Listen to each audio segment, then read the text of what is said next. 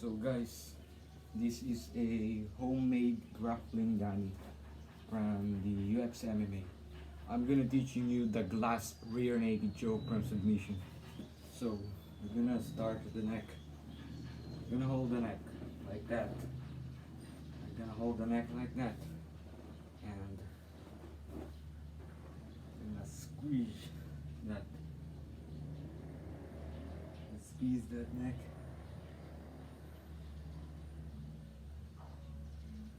So here, on the reverse, the left hand like that. This is shoulder, torso, head. You fold the. That's it, bro. So that's it. Jiu-jitsu fighting style.